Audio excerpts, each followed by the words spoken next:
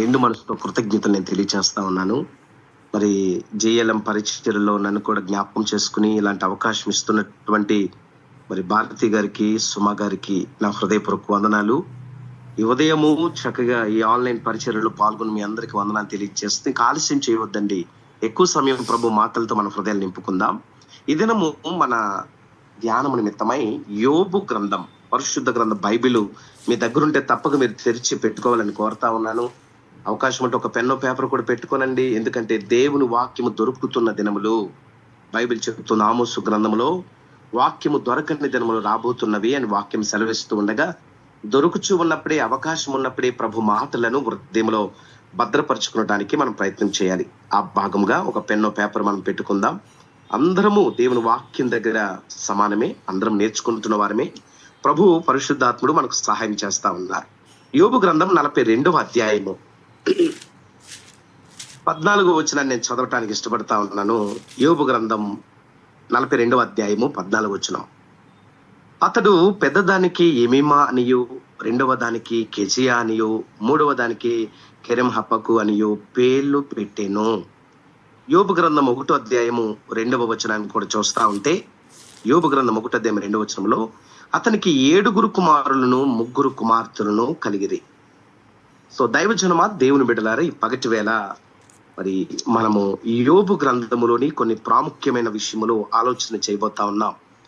నేను వాక్యం చెప్పడానికి ముందుగా అసలు ఈ గ్రంథాన్ని కొద్దిపాటి పరిచయం చేయాలని ఆశపడతా ఉన్నాను. 42 అధ్యాయాలు కలిగినటువంటి గ్రంథంలో 1068 వచనాలు ఉన్నట్లుగా మనం చూస్తా ఉన్నాం. ఒకవేళ ఈ 42 అధ్యాయాల్ని ఒక 4 భాగాలు చేయగలిగితే మనకు అర్థం అవ్వటానికి, యోబు గ్రంథం అంటే మనకు అర్థం అవ్వాలి అంటే ఒక 4 విషయాలు. అదేమిటంటే, మొదటి 2 అధ్యాయాలు, 1-2 అధ్యాయాలు పెట్టుకునే టైటిల్ ఏమిటి అంటే నిరాశ. నిరాశ. 3వ అధ్యాయం నుంచి 36వ అధ్యాయం వరకు నిజాయితీ. నిజాయితీ. నిజం చెప్పాలంటే మొదటి 2 అధ్యాయాలు అన్ని కోల్పోయాడు, సమస్తము పోగొట్టుకున్నాడు, కనుకనే నిరాశ. ఇక 3వ అధ్యాయం నుంచి 36వ అధ్యాయం వరకు యోబు యొక్క నిజాయితీని మనం చూడగలుగుతూ ఉన్నాం. ఇక 37వ అధ్యాయం నుంచి 41వ అధ్యాయం వరకు నిశ్శబ్దం. నిశ్శబ్దం. దేవుని ప్రశ్నలు, 64 ప్రశ్నలు దేవుడు సంధిస్తే ఒక్కదానికి కూడా సమాధానం చెప్పలేని పరిస్థితి. సో కాబట్టి మొదటి 2 అధ్యాయాలు నిరాశ, 3 నుంచి 36 అధ్యాయం వరకు నిజాయితీ, 37వ అధ్యాయం నుంచి 41వ అధ్యాయం వరకు నిశ్శబ్దము, ఇక ఆఖరిగా 42వ అధ్యాయము నిరీక్షణ. సో ఈ 42 అధ్యాయాలు 4 మాటల్లో చెప్పాలి అంటే నిరాశ, నిజాయితీ, నిశ్శబ్దము, నిరీక్షణ. సో దైవజనమ, దేవుని బిడ్డలారా, ఎప్పుడు కూడా మనం బైబిల్ చదువుతున్నప్పుడు, బైబిల్ ఏ పుస్తకం మనం చదువుతున్నా దాని గురించి నాకు కాస్త మనం అవగాహన కలిగి ఉండటం చాలా ప్రాముఖ్యం. ఏ సందర్భాల్లో చెప్పబడింది, ఏ స్థలంలో చెప్పబడింది, ఎవరి కోసం చెప్పబడింది అనేది మనం ఎప్పుడు మనం ప్రశ్న వేసుకుంటూ ఉన్నప్పుడు పరిశుద్ధాత్ముడు మనకు అర్థమయ్యే రీతిలో బోధిస్తారండి. సో దేవుని వాక్యం ఉంటుంది. దేవుని బిడ్డలారా, యోబు గ్రంథములో మనం చూడగలిగితే, ఒకవేళ యోబు గారి నేపథ్యాన్ని గమనిస్తే, యోబు అనే మాటకు దేవుని తట్టు తిరుగువాడు, 2వ అర్థం ఏమిటంటే దుఃఖపడువాడు, 3వ అర్థం కూడా ఉంది, అది మారు మనసు పొందినవాడు. 3 రకాల అర్థాలు యోబు అనే మాటకు: దేవుని తట్టు తిరుగువాడు, దుఃఖపడువాడు, మారు మనసు పొందినవాడు. ఈరోజు నేను ఏమంటానంటే, యోబు అనే మాటకు ఎంత అర్థం ఉన్నప్పుడు దేవుడు నీకు నాకు కూడా ఒక అందమైన పేరు పెట్టాడు కదా, మరి ఆ పేరుకు తగిన బ్రతుకు, జీవితం, ఆత్మీయత మనం కలుగుంటున్నామా? యోబు అనే పేరుకు తగినట్లుగానే అతడు దేవుని తట్టు తిరిగినట్లుగా, అతడు దుఃఖపడినట్లుగా, అతడు మారు మనసు పొందినట్లుగా మనం చూస్తా ఉన్నాం. ఈరోజు ప్రతి పేరు ఒక ఆత్మీయ పాఠాన్ని మనకు నేర్పిస్తా ఉంది. ఈ పగటి వేళ ఈ వాక్యాన్ని బోధించడానికి ముందుగా దేవుని వాక్యం యొక్క శక్తి మనం ఎప్పుడూ మర్చిపోకూడదు. దేవుని వాక్యంలో ఉన్న గొప్పతనం నేను ఎప్పుడు కూడా ఎక్కడికి వెళ్ళినా చెప్పేటువంటి ఒక విషయం ఏమిటంటే, మీకు అందరికీ డైరీ మిల్క్ తెలుసు కదండి. ఇప్పుడు కాలంలో బర్త్డేలు ఏం జరుగుతున్నా డైరీ మిల్క్ అనే చాక్లెట్ లేకపోతే చాలా కష్టంగా ఉంది. మరి నిన్నటినే దర్శిత్ బాబు బర్త్డే జరిగింది. బహుశా వాళ్ళ మమ్మీ ఆ డైరీ మిల్క్ కూడా ఇచ్చే ఉండవచ్చు. ఎందుకు డైరీ మిల్క్ గురించి చెబుతున్నారు మీరు? డైరీ మిల్క్ అని అంటున్నాం కానీ వాస్తవానికి దాని పేరు క్యాడ్బరీ డైరీ మిల్క్. ఈ క్యాడ్బరీ డైరీ మిల్క్ కి వాక్యానికి సంబంధం ఏమిటి ఆలోచన చేయండి. వాస్తవానికి క్యాడ్బరీ అనేది ఒక పేరు. జాన్ క్యాడ్బరీ ఇంటి పేరు, అది క్యాడ్బరీ అనేది. జాన్ క్యాడ్బరీ 120 సంవత్సరాల క్రితం ఇంగ్లాండ్ దేశంలో బర్మింగ్హామ్ అనే ప్రాంతంలో చిన్నపాటి చాక్లెట్ ఫ్యాక్టరీ ప్రారంభించాడు. చాలా నమ్మకంగా ఉండేవాడు. దేవుని మీద నమ్మకం కలిగే వ్యక్తి, విశ్వాసం ఎదుగుతున్నవాడు. ఈ జాన్ క్యాడ్బరీకి 12 సంవత్సరాల వయసు ఉన్నటువంటి హెలెన్ క్యాడ్బరీ అనే ఒక కుమార్తె ఉండేదండి. తాను ప్రతిరోజు స్కూల్కి వెళ్ళేటప్పుడు ఒక పెద్ద బైబిల్, తండ్రి బైబిల్ తన స్కూల్ బ్యాగ్ లో పెట్టుకుని వెళ్తూ ఉండేదట. తండ్రి ఒక రోజు ఆ చిన్న పాప స్కూల్ బ్యాగ్ లో ఆ బైబిల్ చూచి చాలా సంతోషపడి, నా చిన్న కుమార్తెకు దేవుని పట్ల ఎంత ఆసక్తి ఉందని చెప్పి ఆ కుమార్తెను సంతోషపరచాలనే ఉద్దేశంతో ఒక పాకెట్ సైజ్ బైబిల్ సిద్ధపరిచి ఆ కుమార్తెకి ఇచ్చాడటండి. 12 సంవత్సరాల వయసున్న హెలెన్ క్యాడ్బరీ స్కూల్ కు వెళ్ళి ఆ పాకెట్ సైజ్ బైబిల్లో దేవుని గురించి తన స్కూల్లో ప్రతి ఒక్కరికి చెప్పడం మొదలుపెట్టింది. రోజులు గడుస్తూ ఉండగా స్కూల్లో ఉన్న వారందరూ కూడా అటువంటి బైబిల్ కావాలని అడగటం మొదలు పెట్టారు. వెంటనే హెలెన్ క్యాడ్బరీ జాన్ క్యాడ్బరీ అనే వాళ్ళ డాడీ దగ్గరకు వచ్చి అడిగింది, డాడీ, ఈ బైబిల్ మా స్కూల్లో అందరూ అడుగుతున్నారు, నువ్వేం చేస్తావో తెలియదు, అది తప్పక మాకు కావాలని అడిగినప్పుడు ఆ రోజు 120 సంవత్సరాల క్రితమే the new testament Bible league అని ఈ పాకెట్ సైజ్ బైబిల్ పరిచర్య ఆ రోజే ప్రారంభించి ఆ చిన్న బిడ్డ ద్వారా స్కూల్లో చదువుతున్న ప్రతి ఒక్కరికి బైబిల్ పంచడం జరిగింది. ఇవన్నీ ఎందుకు చెప్తున్నానని అనుకుంటున్నారా? ఆ చిన్న బిడ్డ చేసిన పరిచర్య, ఆ చిన్న బిడ్డ తన దేవుణ్ణి, ఏ దేవుణ్ణి అయితే తెలుసుకున్నదో, ఏ దేవుని గురించి తన జీవితంలో కలిగి ఉన్నదో ఆ దేవుడి గురించి చెప్పకుండా ఉండలేదు. స్కూల్ మొత్తం చెప్పడం మొదలు పెట్టింది. ఇంగ్లాండ్ లో ప్రతి వీధి మూలలో నిలబడే చిన్న కుమార్తె వాళ్ళ డాడీ తన స్నేహితులు కలిసి అనేకులకు బైబిల్ పంచడం మొదలు పెట్టారు. కొన్ని సంవత్సరాలు గడిచేసరికి ఇంగ్లాండ్ దేశంలో బైబిల్ లేని ఇల్లంటూ లేదంటే నమ్మశక్యంగా లేదు కదూ. ఆ చిన్న బిడ్డ చేసిన పరిచర్యను గుర్తించిన దేవుడు కొన్ని సంవత్సరాలు దాటిపోతున్నా ఈ రోజుకి ఒకసారి మీరు గమనించండి, చాక్లెట్ కింగ్ ఎవరనంటే డైరీ మిల్క్ అని మనం చెప్పగలుగుతా ఉన్నాం. నేను నమ్మేది ఏంటి తెలుసా? బైబిల్ చెప్తా ఉన్న సత్యం, నన్ను గణపరచు వారిని నేను గణపరుస్తాను.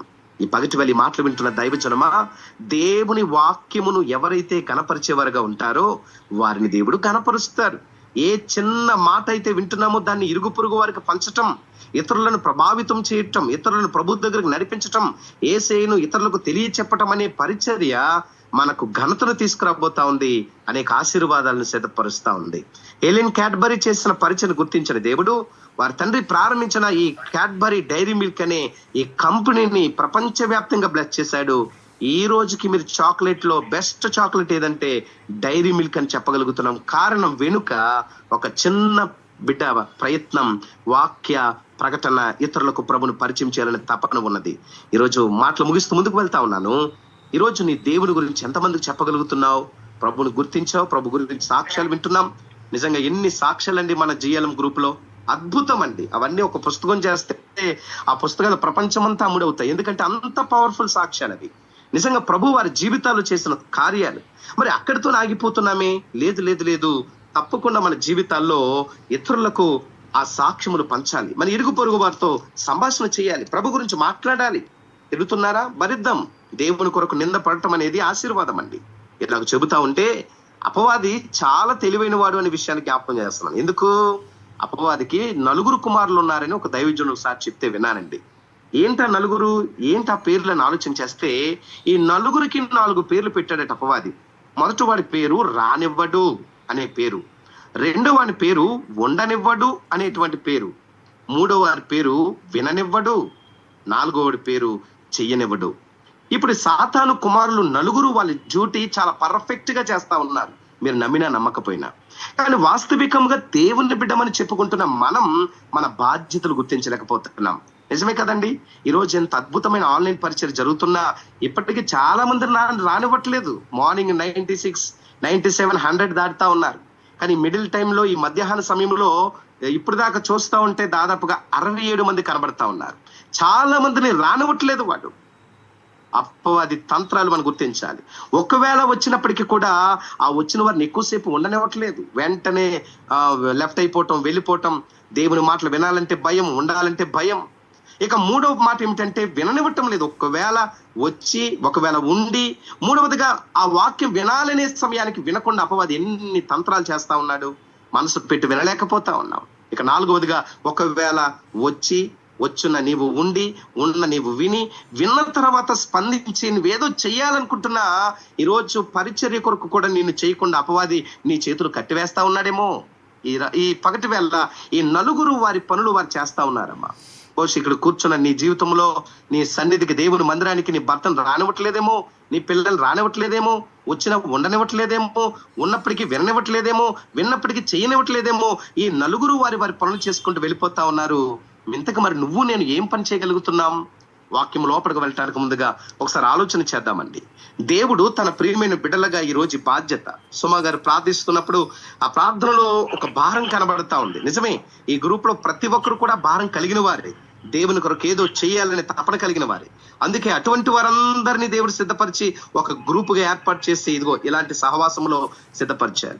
ఎంతో మందికి లేదు, చాలా గొప్ప గొప్ప వాళ్ళకి కూడా లేని ధన్యత ఈ పగటి వేళ ఇలాంటి దైవిక మాటలు వినేటువంటి కార్యం. మన కుటుంబాల కోసం మనమే ప్రార్థన చేసుకోకపోతున్నాం, మరి మన కోసం ప్రార్థించే యోధులను దేవుడు సిద్ధపరిచాడు అంటే ఎంతగా మనం దీని కొరకు ప్రార్థించాలి. సో దైవజనమా, నేనైతే నమ్ముతున్నాను GLM పరిచర్ల ద్వారా ప్రపంచాన్ని కదిలించే ఒక దినాన్ని దేవుడు సిద్ధపరచబోతా ఉన్నాడు. దేవుని కార్యాలు అద్భుతం అండి, మనం నమ్మాలి ఆ కార్యాలు. సరే దైవజనమా, ఇప్పుడున్న సమయమును బట్టి మరి కొద్ది నిమిషాలు ప్రభు మాటలు నేను అందించాలని అడుగుతున్నాను. చాలా పర్యాయాలు బహుశా ఈ మాటలు చెప్పేవి వినే ఉండవచ్చు. అయినా పరిశుద్ధాత్మ దగ్గర నుంచి నేను ప్రార్థన చేసుకుంటున్నప్పుడు 3 వర్తమానాలు నా ఎదురు తీసుకొచ్చారు ప్రభు. అందులో నేను ఫైనల్ గా ఈ వాక్యం దగ్గరకు వచ్చి ఆగిపోయాను ప్రార్థన పూర్వకంగా. మొదట నేను చెప్పాలనుకున్నది ఆకాశ పక్షులను చూడండి అని చెప్పి కొన్ని రకాల పక్షుల అనుభవాలు ఆత్మీయ జీవితానికి అప్లై చేసుకోవడానికి కొన్ని చెప్పాలని ఆశపడ్డాను. తర్వాత యోబు జీవితంలో ఎదుర్కొన్న 7 రకాల శోధనలు బట్టి ఫలితములు, జవాబులు ఏమయ్యిందో అది నేను ప్రేరేపించబడ్డాను. కానీ చివరికి యోబు కుమార్తెలకు ఆ పేర్లు ఎందుకు పెట్టాడు, దాని వెనక యోబు గారి అంతరార్థం ఏమై ఉండవచ్చు, ఇది ఇక్కడ ఈ పగటి వేళ ప్రభు నాకు అనుమతించిన సమయం కనుక నేను మాట్లాడని ఆశపడతా ఉన్నాను. దైవజనమ దేవుని బిడ్డలారు మీరు గమనించండి. ఆదికాండం యోబు గ్రంథం క్షమించాలి 1వ అధ్యాయము 2వ వచనంలో అతనికి 7 కుమారులు 3 కుమార్తెలు కలిగిరి అని విన్నాం. కానీ వాస్తవికంగా 7 పేర్లు గాని 3 కుమార్తెల పేర్లు ఎప్పుడైనా మనం విన్నామా? లేకపోతే మొదటి అధ్యాయంలో ఎక్కడైనా చదివామా అంటే లేదు. కారణం ఏమిటి? ఎక్కడ కూడా ప్రస్తావించలేదు. కానీ ఎప్పుడు ప్రస్తావించబడ్డాయంటే శ్రమ తీరిన తర్వాత, అతడు తిరిగి పోగొట్టుకున్నది పొందుకున్న తర్వాత, అతడు రెట్టింపు సమృద్ధి అనుభవించిన తర్వాత అప్పుడు మాత్రమే వారి 3 పేర్లు చెప్పడానికి యోబు ఇష్టపడ్డాడు. ఏముండవచ్చు దీని వెనక నేపథ్యం? ప్రభు మనకి ఏం చెప్పాలని ఆశపడుతున్నాను ఒకసారి ఆలోచన చేద్దాం. యోబు గారి కుటుంబ నేపథ్యాన్ని ఇలా పరిచయం చేస్తున్నారు. 7 కుమారులు 3 కుమార్తెలు, 7,000 గొర్రెలు, 3,000 ఒంటెలు, 500 జతల ఎడ్లు, 500 ఆడగాడిదలు, బహుమంది పనివారు. ఇది యోబు గారి కుటుంబ పరిస్థితి. ఇటువంటి యోబు గారి కుటుంబంలో యోబు గారు కలుగున్న సాక్ష్యం కూడా చాలా గొప్పదండి. అతడు యథార్థవంతుడు, న్యాయవంతుడు, భయభక్తులు కలిగిన వాడు, చిన్నతనమును విసర్జించిన వాడు. అసలు ఊజు దేశంలోనే ఇటువంటి భక్తిపరుడు లేడు అని వాక్యం చెబుతా ఉంది. అవును, మరి ఇంత అద్భుతంగా చెప్పబడినప్పుడు భక్తులకు శ్రమలు వస్తాయా? ఖచ్చితంగా వస్తాయి. ప్రార్థనా పరులకు సమస్యలు వస్తాయా? ఖచ్చితంగా వస్తాయి. యోబు జీవితమే కొన్ని ఆత్మీయ పాఠాలు మనకు నేర్పుతా ఉంది. ఈ రోజు యోబు గారి దగ్గరికి వెళ్ళి అడుగుదాం, అయ్యా యోబు గారు, అసలు మీ పిల్లలకు ఆ పేర్లు పెట్టడం వెనక ఉన్న నేపథ్యం ఏమై ఉండవచ్చు చెప్పండి అని అడిగితే పరిశుద్ధాత్ముని ద్వారా మనకు అందించబడుతున్న సమాచారం ఏమిటంటే యోబు 3 పేర్లు తన కుమార్తెలకు. యోబు జీవితంలో శ్రమలు తర్వాత అత్యధికమైన ఆశీర్వాదాలు దేవుడు అనుగ్రహించాడు. 10 మంది సంతానములో 7 కుమారులు 3 కుమార్తెలు మనం చూస్తా ఉన్నాం. అసలు యోబు గ్రంథం 1వ అధ్యాయం 4వ వచనంలో ఏం చెప్పబడతా ఉంది? యోబు ప్రారంభ స్థితి కుమారుల పేర్లు ప్రస్తావించబడలేదు. శోధన, కఠినమైన పరీక్షలు, వేదన తర్వాత 10 మంది సంతానములో 3 కుమార్తెల పేర్లు ప్రస్తావించబడ్డాయి. దీనికి గల 3 కారణాలు ఏమిటంటే, 1 ఆత్మ సంబంధమైన కారణం, 2 అక్షరార్థమైనటువంటి కారణం, 3వది చరిత్ర సంబంధమైన కారణాలు మనకు కనబడుతున్నాయి. అయితే మనకున్న సమయంలో ఆత్మ సంబంధమైన కారణం ఏమై ఉండవచ్చో లేఖనాలను అనుకూలంగా మనం చూసి మనం నేర్చుకోవడానికి ప్రయత్నం చేద్దాం. దైవజనుల దేవుని బిడ్డలారా ఒకసారి ఆలోచన చేయండి. యోబు కుమార్తెల పేర్లు ప్రస్తావించటానికి ఆత్మ సంబంధమైన భావం ఈ పగటి వేళ మనం చూస్తా ఉన్నప్పుడు మనందరం మనసులో ఒక మాట అడుగుదాం, పరిశుద్ధాత్ముడా నాకు అర్థమయ్యే రీతిలో బోధించండి. పరిశుద్ధాత్ముడా ఈ పాఠము ద్వారా నేను ఏం నేర్చుకోవాలి, నా ఆత్మీయ జీవితాన్ని ఎలా బలపరుచుకోవాలి అని చెప్పి మనం అడుగుతూ ఉన్నప్పుడు పరిశుద్ధాత్ముడు మరింత మరింత తేటగా మనకు బోధిస్తారండి. యోబు గ్రంథం 42వ అధ్యాయంలో మనం చదువుకున్నప్పుడు 13-14 వచనాలు అదే మనం చూస్తా ఉన్నాం. యోబు శోధన ముందు జీవితానికి తర్వాత జీవితానికి చాలా సంబంధం ఉన్నది. అందుకే ఆ కుమార్తెలకు ఆ పేర్లు పెట్టాడు. తాను ఎదుర్కొన్న శ్రమ, తాను ఎదుర్కొన్న పోరాటం, తాను ఎదుర్కొన్న నింద, అవమానం, వీటన్నిటి నేపథ్యంలో ఆ ముగ్గురు కుమార్తెలకు 3 రకాల పేర్లు పెట్టాడండి. ఈ పగటి వేళ ఒక్కొక్కటిగా మనం ఆలోచన చేద్దాం. మొదటి కుమార్తె పేరు ఎమీమా. ఎమీమా అనే మాట చూస్తా ఉన్నాం. దానికంటే ముందు ఒక మాట చెప్పాలి. అదేమిటో తెలుసా? బైబిల్లో పాత నిబంధన అంతయు హీబ్రూ భాషలో వ్రాయబడింది, క్రొత్త నిబంధన అంతయు గ్రీకు భాషలో వ్రాయబడింది. సో మనం ఏదైనా ఒక పదము అర్థము మనకు తెలియాలి అంటే హీబ్రూలోకి వెళ్ళినప్పుడు దాని పరిపూర్ణమైన భావం మనకు అర్థమవుతా ఉంది. ఎమీమా అంటే హీబ్రూలో కొన్ని అర్థాలు ఉన్నాయి, మీకు పరిచయం చేస్తాను చూడండి. ఎమీమా అనే మాటకు హీబ్రూలో 2 అర్థాల్లో మొదటి అర్థం నేను తెలియచేస్తాను. అదేంటంటే మొదట్లోని ఇవన్నీ కూడా అది డే అంటే రోజు, వెలుగు, పగలు అనేది మొదటి అర్థం. ఎమీమా అనే మాటకు రోజు, పగలు, వెలుగు అనే అర్థాలు కనబడుతా ఉన్నాయి. ఎందుకు ఈ మాటలు, ఎందుకు అసలు ఎమీమాని పెట్టవలసి వచ్చింది యోబు జీవితంలో? కారణం ఏమిటంటే యోబు జీవితంలో ఎన్నో చీకటి దినాలు అనుభవిస్తూ వచ్చాడు. చాలా దినములు తన జీవితంలో చీకటిమయమైపోయాయి. ఇప్పుడు తన కుమార్తెకు వెలుగు అని అర్థం ఇచ్చే ఎమీమా అనే పేరు పెట్టడంలో తాను ఎలాంటి చీకటి అనుభవాలు గుండా ప్రయాణం చేశాడో, ఎలాంటి చీకటి పరిస్థితులు తను ఎదుర్కొనవలసి వచ్చి ఉన్నదో లేఖనాలను ఆధారం చేసుకుని మనతో మాట్లాడుతూ ఉన్నాడు. చూద్దాం ఒకసారి అసలు ఏంటి తన జీవితంలో.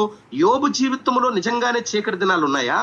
యోబు జీవితంలో చీకటి పరిస్థితులు తను ఎదుర్కొంటూ వచ్చాడా అని ఆలోచన చేస్తే యోబు గ్రంథం 17వ అధ్యాయము 13వ వచన వాక్య భాగాన్ని మనం చదువుకుందామండి. లేఖనాలు బైబిల్ చూడాలని ఆశపడతా ఉన్నాను.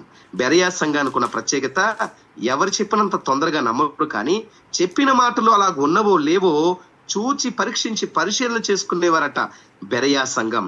నేనేం నమ్ముతానంటే ఈ కడవరి దినాల్లో బెరయా సంఘములో ఏ ఆత్మదేవుడు పనిచేశాడో అదే ఆత్మదేవుడు మన మధ్యలో ఉండి పనిచేస్తే మనము కూడా లేఖనాలపై వాక్యముతో నింపబడినట్లుగా మనము వాక్యపు ఉద్దేశాలు కలిగి ఉండగలుగుతామని తెలియజేస్తా ఉన్నాను. 17వ అధ్యాయం 13వ వచనంలో వాక్యం సెలవిస్తా ఉంది. ఆశ ఏదైనా నా కుండిని ఎడల పాతాళము నాకు ఇల్లు అని ఆశయే చీకటిలో నా పక్క పరుచుకొనుచున్నాను. తన చీకటి అనుభవాలు ఏ రకంగా ఉన్నాయో, ఎలాంటి అనుభవాలు గుండా దేవుడు కొంతకాలం నడిపించి ఉన్నాడో, ఆ పరిస్థితులు ఎలాగ అధిగమించాడో పేర్ల ద్వారా తన అనుభవాలు చెబుతున్నాడు. మొదటి కుమార్తె పేరు ఎమీమా. ఎమీమా అంటే వెలుగు అని అర్థం చెప్తున్నాను. రోజు, పగలనే అర్థాలు కూడా ఉన్నాయి. అయితే యోబు జీవితంలో ఎన్నో చీకటి అనుభవాలు, చీకటి గుండా తాను ప్రయాణం చేసిన పరిస్థితులు. ఇదే యోబు గ్రంథం 19వ అధ్యాయము ఒకసారి 8వ వచనం చూద్దామండి. ఒకసారి 19వ అధ్యాయం 8వ వచనం. నేను దాటలేకుండా ఆయన నా మార్గమునకు కంచె వేసి ఉన్నాడు, నా త్రోవలను చీకటి చేసి ఉన్నాడు. నా మార్గం అంతా చీకటిగా మారిపోయింది, నా త్రోవంతయు చీకటిగా మారిపోయింది. నా ప్రయాణం ముందుకు సాగకపోవటానికి కారణం నా త్రోవ చీకటిమయమైపోయింది అని తన దుఃఖాన్ని, తన వేదన, తన అనుభవాలను ఒక్కొక్కటిగా మనకు తెలియజేస్తా ఉన్నాడు. ఆ కారణం చేత తన కుమార్తెకు అర్థమిచ్చే, వెలుగు అని అర్థమిచ్చే ఎమీమా అని పేరు పెట్టాడండి. సో దైవజనమ దేవుని బిడ్డలారా గమనించండి, యోబు గారు అనుభవాలు నేటి సంఘానికి ఎన్నో ఆత్మీయ పాఠాలుగా మనం చూడగలుగుతా ఉన్నాం. ఇంకా అలాగ ఆలోచన చేస్తా ఉన్నప్పుడు యోబు గ్రంథం 30వ అధ్యాయం 26వ వచనం ఏం చెప్తున్నాడు? యోబు గ్రంథం 36వ అధ్యాయము 26వ వచనం ఏమంటుంది వాక్యం? అలాగ ఆలోచన చేస్తా ఉంటే వాక్యం కనబడతా ఉంది. ఒక మాట చదువుదాం ఒకసారి. యోబు గ్రంథం 30వ అధ్యాయము 26వ వచనం అండి. 30వ అధ్యాయము 26వ వచనాన్ని చదువుతున్నప్పుడు ఇక్కడ ఇలాగ వాక్యం సెలవిస్తా ఉంది. నాకు మేలు కలుగునని నేను ఆశించుకొనగా నాకు కీడు సంభవించెను, వెలుగు నిమిత్తము నేను కనిపెట్టగా చీకటి కలిగెను.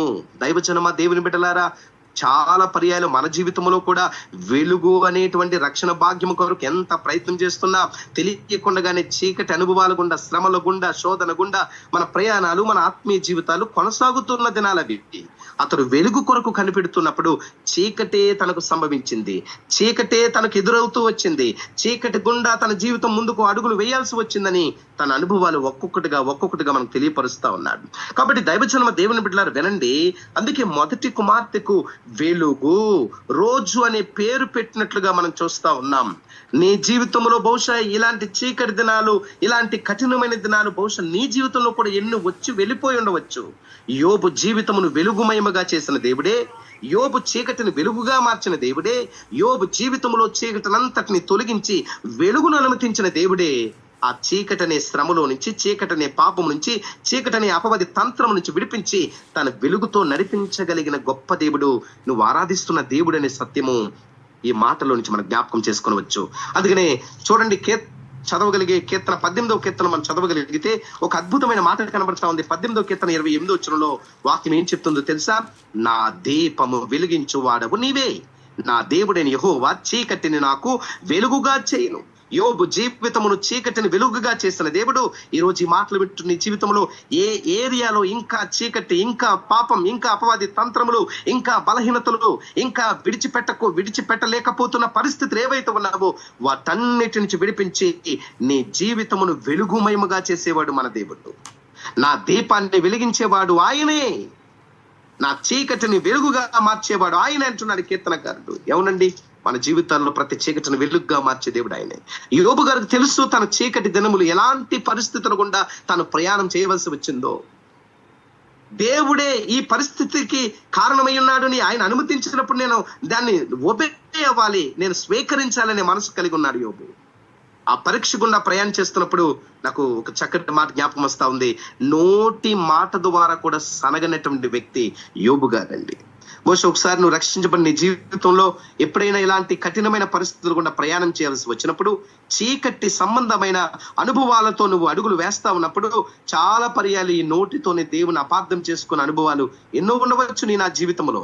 ఈ రాత్రి, ఈ పగటి వేళ యోబు గారు నోటి మాట ద్వారా కూడా దేవునికి మనసును గాయపరిచినట్లుగా మనం చూడలేమండి. ఈరోజు ఈ మాటలు వింటున్న దేవుని బిడ్డలారా ఒకసారి ఆలోచన చేయండి. నా దీపం వెలిగించేవారు నీవే, నా దేవుడిని యెహోవా నా చీకటిని నాకు వెలుగుగా చేస్తాడు. అవునండి, ఒకప్పుడు చీకటి గుండా ప్రయాణం చేసిన యోబు జీవితమును వెలుగుమయుగా మార్చి రెట్టింపు దేవునితో నింపి ఊజు దేశములోని అటువంటి అందమైన కుమార్తెలు, అనగా ఎమీమా లాంటి అందమైన కుమార్తె లేదు అనేటువంటి వాక్యం ఆ లేఖన భాగాలు మనం చూడగలుగుతున్నామంటే ఆ వెలుగు ఎంత ఆశీర్వాదకరమైందండి. చీకటి అనే పాపమును విడుదల పొందలేనంత కాలము వెలుగు యొక్క అభివృద్ధి, వెలుగు యొక్క ఆశీర్వాదం మనం ఎప్పటికీ అనుభవించలేం. ఆ వెలుగులో నుండి వచ్చే ప్రతి దీవెనకు దూరం అవటానికి కారణం ఇంకా చీకటిని విడిచిపెట్టకపోవటమే, చీకటి సంబంధమైన అలవాట్లకు నువ్వు ఇంకా బయటకు రాలేకపోవటమే. చాలా పర్యాలు నువ్వు అనుకోవచ్చు, చీకటి అంటే ఏదో ఒక్క యాంగిల్నే చూస్తున్నావు, కానీ నేను అంటాను ఇప్పటికీ నీ జీవితంలో అబద్ధం, ద్వేషం, స్వార్థం, పగ, అసూయ ఇవన్నీ చీకటి బంధాలు, చీకటి అనుబంధాలుగా కనబడుతున్నాయి. వాటన్నిటి నుంచి నువ్వు బయటకు రావటమే దేవుడు నీ నుండి నా నుండి కోరి వెలుగు సంబంధమైన వ్యక్తిగా నేను మార్చడానికి ఇష్టపడుతున్నాడు. ఎమీమా అనే మాటకు వెలుగు అనేటువంటి విషయాన్ని మనం చూస్తా ఉన్నాం. ఈ మాటలు వింటున్న దేవుని బిడ్డలారా ఒకసారి ఆలోచన చేయండి. యోబు గ్రంథంలో 1వ అధ్యాయం 13 నుంచి 20 వచనాలు మీరు గమనించగలిగితే యోబు జీవితంలో చీకటి ఇంకెంతగా తన జీవితాన్ని కదిపివేసింది. యోబు ఆర్థిక జీవితం అంతా చీకటమయమైపోయింది. యోబు ఆరోగ్యపరంగా చీకటి అయిపోయాడు. యోబు అనుబంధాలు అనే చీకటి వచ్చేసిందండి. అయితే మాటలు వింటున్న దేవుని బిడ్డలారా అతను ఆర్థిక జీవితం చిదిగిపోయింది, తాను సమస్తం కోల్పోయినట్లుగా చూస్తున్నాం. అతను ఒంటి నిండా గాయములతో ఉన్నాడు, ఆరోగ్యపరంగా చీకటమయమైపోయాడు. బంధాలన్నీ తెగిపోయాయి, అన్ని బంధాలు కట్ అయిపోయాయి. దేవుడు తన వెలుగుతో తిరిగి యోబును దర్శించినట్లుగా చూస్తా ఉన్నాం. యోబు జీవితమును, చీకటిమయమైన జీవితమును వెలుగుగా మార్చిన దేవుడే. నువ్వే స్థలంలో నీ మాటలు వింటున్నా, నీ ఏరియాలో, నీ ఇంటిలో, నీ కుటుంబంలో, నీ బిడ్డల జీవితంలో, నీ యజమానుని జీవితంలో ఎక్కడ చీకటి ఏలుబడి చేస్తా ఉందో ప్రతి చీకటి నుంచి విడిపించి వెలుగుతో, ఆయన రక్షణతో నింపి తన ప్రియమైన బిడ్డగా తన చేతిలో ఒక పాత్రగా వాడుకుంటంలో ఆయన గొప్ప దేవుడై ఉన్నాడనే సత్యమును ఈ పగటి వేళ నేను జ్ఞాపకం చేస్తా ఉన్నాను. సో కాబట్టి మొట్టమొదటిగా ఎమీమా అనే మాటకు వెలుగు, రోజు, పగలని మొదటి అర్థం చూచాం. ఇక ఎమీమా అనే మాటకు హీబ్రూలో ఉన్న రెండవ అర్థం ఏమిటంటే, ఎమీమా అనే మాటకు హీబ్రూలో పావురము అని అర్థం అండి. రెండవ అర్థం పావురం, మొదటి అర్థము వెలుగు, చీకటి, పగలు అని చూచాము. ఇక హీబ్రూలో ఎమీమా అనే మాటకు రెండవ అర్థం పావురము అని అర్థం. చూడండి, పావురం దేనికి గుర్తుగా ఉన్నది? శాంతి, నెమ్మదికి గుర్తుగా కనబడతా ఉంది. వాస్తవానికి యోబు ఈ పేరు ఊరికనే పెట్టలేదండి. యోబు జీవితంలో తన బాధలను బట్టి, తను ఎదుర్కొంటున్న పరిస్థితులను బట్టి ఆ పేరు పెట్టాల్సి వచ్చింది. అసలు ఏమి ఎదుర్కొన్నాడు ఆయన? యోబు గ్రంథం 3:26 చదివితే ఒక మాట కనబడతా ఉంది. ఒకసారి లేఖనాన్ని చూడండి. ఒకసారి యోబు గ్రంథం 3:26 నాకు నెమ్మది లేదు, నాకు సుఖము లేదు, విశ్రాంతి లేదు, శ్రమయే సంభవించుచున్నది. తనకు అర్థమైపోయింది, నెమ్మది శాంతి లేని దినములు తను ఎదుర్కొంటూ వచ్చాడు.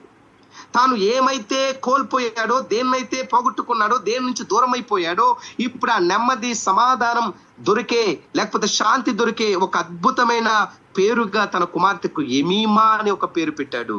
ఎమీమా అంటే రెండవదిగా పావురము అని అర్థం. పావురము శాంతికి, నెమ్మదికి గుర్తుగా ఉంది. యోబు తన బ్రతుకులో ఏం కోల్పోయాడో దాన్ని తిరిగి పొందుకున్నప్పుడు తన కుమార్తెకు పెట్టుకున్న పేరే పావురం అనే పేరు పెట్టుకున్నాడు.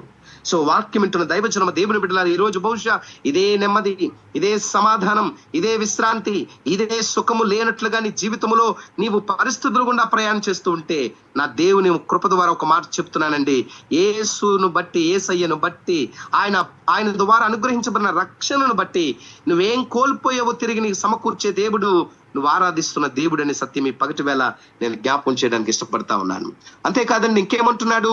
యోబు గ్రంథం 7:13 చదివితే యోబు గారు తన అనుభవాలు చెప్తా ఉన్నాడు. 7:13 నా మంచము నాకు ఆదరణ ఇచ్చును, నా పరుపు నా బాధకు ఉపశాంతి ఇచ్చును అని నేను అనుకొనగా. వింటున్నారా? తాను ఏమనుకుంటున్నాడంటే, యోబు గారు, నా మంచం నాకు ఆదరణ ఇస్తా ఉంది, నా పరుపు నా బాధకు ఉపశాంతి ఇస్తుంది అని అనుకుంటూ ఉన్నప్పటికీ తన బ్రతుకులో ఎన్నెన్నో ఆదరణ లేని, సుఖము లేని దినములు అనుభవించటానికి దేవుడు అనుమతించినప్పుడు వాటన్నిటిని ధైర్యంతో ఎదుర్కొన్నట్లుగా మనం చూడగలుగుతున్నాం. కాబట్టి వాక్యం ఇట్టిన దేవుని బిడ్డలారా, కానీ దేవుడు ఎంత గొప్పవాడంటే, యోబు ఏం కోల్పోయాడో ఆ నెమ్మదిని, ఆ శాంతిని తిరిగి అందించాడు. అందుకే తన కుమార్తెకు ఎమీమా అనే ఒక అద్భుతమైన భావార్థమైనటువంటి పేరు పెట్టినట్లుగా మనం చూస్తా ఉన్నాం. దైవజనమైన మాటలు ముగించడానికి సిద్ధపడతా ఉన్నాను. అదేంటంటే, యోబు గారు తన కుమార్తెలకు పెట్టుకున్న పేర్లతో తన జీవితము ముడిపడి ఉన్నదన్న సంగతి ఈరోజు వింటూ ఉన్నప్పుడు, నీ పేరు ఏదైతే నీకు పెట్టబడిందో, మరలా చెబుతున్నాను, పరిశుద్ధాత్మ ప్రేరేపణ బట్టి నీ పేరులో నీ కొరకు దేవుడు సిద్ధపరిచిన ప్రతి ఆశీర్వాదం అడ్డగించడానికి అపవాది ఎన్ని ప్రయత్నాలు చేసినా వాడి వల్ల కాదు. దేవుడు సిద్ధపరిచిన ప్రతి దీవెన నీకు రాకుండా ఆపటం ఎవరి వలన కాదు. యోబు జీవితంలో తాను కోల్పోయిన వాటన్నిటిని సమకూర్చిన దేవుడు ఈ పగటి వేళ సమకూర్పు నీకు అందించడానికి సిద్ధపడుతున్నాడని ప్రేమతో నేను జ్ఞాపకం చేస్తా ఉన్నాను. ప్రభు పరిచర్య ఎవరిని గమనించండి. ప్రభు తన చర్య తీసుకుని ఎమీమా ద్వారా యోబు జీవితంలో శాంతి, నెమ్మది తిరిగి అనుగ్రహించినట్లుగా యోబు జీవితంలో మనం చూస్తా ఉన్నాం. 42వ ప్రారంభం నుంచి మనం గమనించగలిగితే యోబు తిరిగి తను ఏం పొందుకున్నాడో మనం అవన్నీ చూడగలుగుతున్నాం. దైవజనమ, దేవుని బిడ్డలారా, ఈ పగటి వేళ దేవుడు చర్య తీసుకొని నీ జీవితంలో నువ్వేం కోల్పోయావో, నెమ్మదిని కోల్పోయావేమో, సమాధానం కోల్పోయావేమో, శాంతిని కోల్పోయావేమో, పైకి నవ్వుతున్నా లోపల గుండెల్లో వేదన కలుగున్నావేమో, దేవుని వాక్యం ఈ పగటి వేళ నీతో మాట్లాడుతా ఉంది. యోబు జీవితంలో ఒకప్పుడు చీకటమయము, యోబు జీవితంలో ఒకప్పుడు నెమ్మది లేదు, సమాధానం లేదు. కానీ నా దేవుడు ఎమీమా ద్వారా తిరిగి తనేం కోల్పోయాడు వాటన్నిటిని తిరిగి రీస్టోర్ చేసినట్లుగా మనం చూస్తా ఉన్నాం. నా దేవునికి అసాధ్యమైనది ఏమీ లేదు, ఆయనకి సమస్తము సాధ్యమే. దైవజనం ఇలాగా మాట్లాడుతూ ఉన్నప్పుడు యోబు గారు 2వ కుమార్తె దగ్గరికి వెళ్దాం రండి. 42:14 అతడు పెద్దదానికి ఎమీమా అనియో, 2వ దానికి కెజియా అనియో పేరు పెట్టాడు. కెజియా అనే పేరులో నుంచి ఇంకేం నేర్చుకోవచ్చు? హీబ్రూలో కెజియా అనేటువంటి మాటకు ఒక చక్కటి అర్థం ఉంది. అదేంటంటే సువాసన లేక దాల్చిన చెక్క అని అర్థం. సువాసన లేక దాల్చిన చెక్క, కెజియా అనే ఒక అద్భుతమైన పేరు పెట్టాడు. ఈ పేరు వెనక కూడా యోబు గారు బ్రతుకు ఏదో కనబడతా ఉంది, యోబు గారు పరిస్థితులు ఏవో కనబడుతున్నాయి. అవి కూడా లోతుగా వెళ్ళి మనం ఆలోచన చేద్దాం. వాస్తవానికి చెప్పాలంటే యోబు జీవితం అంతా దుర్గంధంగా మారిపోయిందండి, దుర్వాసనగా మారిపోయింది. తన బ్రతుకు ఎవరికి నెమ్మది లేదు. ఆ మాటకు వస్తే అతని దగ్గర రావాల్సిన సువాసనకు బదులుగా దుర్వాసనే కనబడతా ఉంది. ఒకసారి చదువుదాం చూడండి. యోబు గ్రంథం 19:17 చదువుతా ఉంటే ఒక చక్కటి మాట కనబడతా ఉంది. యోబు గ్రంథం 19:17.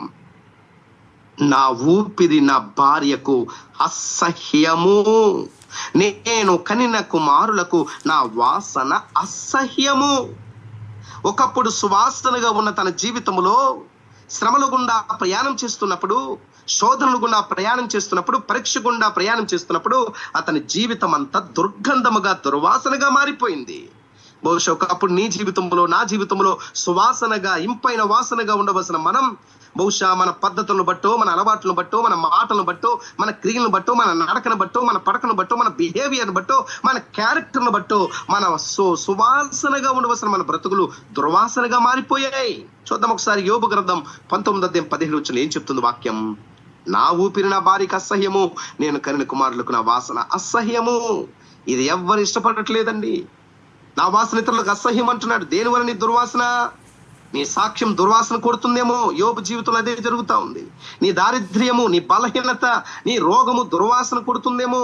ఈ రోజు మరల జ్ఞాపకం చేస్తా ఉన్నాను, కిజియా అనేటువంటి కుమార్తెనిచ్చి యోబు జీవితాన్ని తిరిగి దేవుడు సువాసనగా మార్చాడండి.